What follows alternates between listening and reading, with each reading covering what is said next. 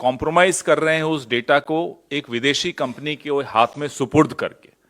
अब राहुल जी का phone Pegasus में था या और बड़े उनके अपने मंत्रियों का, अश्विनी वैष्णव का भी शायद उसमें नाम आता है, इन सबका आपने डेटा भी विदेशी कंपनी को दे दिया। आप सोचिए कि किस स्तर पर रूलिंग पार्टी इस देश की किस स्तर पर गिरकर राजनीति खेलती है। एम्स तो बना नहीं पाए, लेकिन ये जो सॉफ्टवेयर है ना, इसका नाम एम्स है, एडवांस्ड इंपैक्ट मीडिया सॉल्यूशंस, ये इनका कंट्रीब्यूशन है। हम तो एम्स बना बना के खुश होते थे कि हमने एम्स बना दिए पूरे देश में।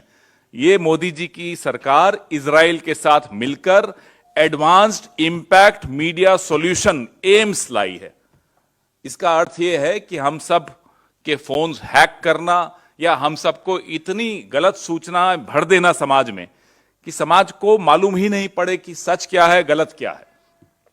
अफवाहों का एक तरह से तकनीकीकरण कर देना। जो संघ जाना जाता है अफवाहों का, उनका ताकत ही अफवाहों से आती है।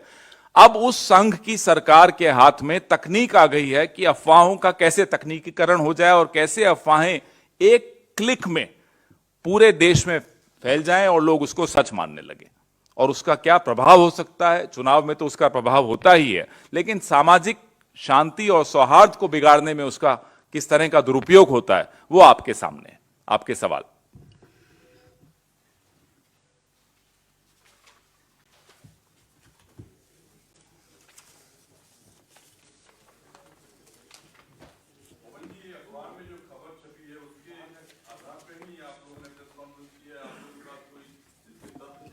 हमारे पास तो एजेंसीज नहीं है साहब कि तथ्य इस तरह से आए, हम तो आप ही पर निर्भर करते हैं।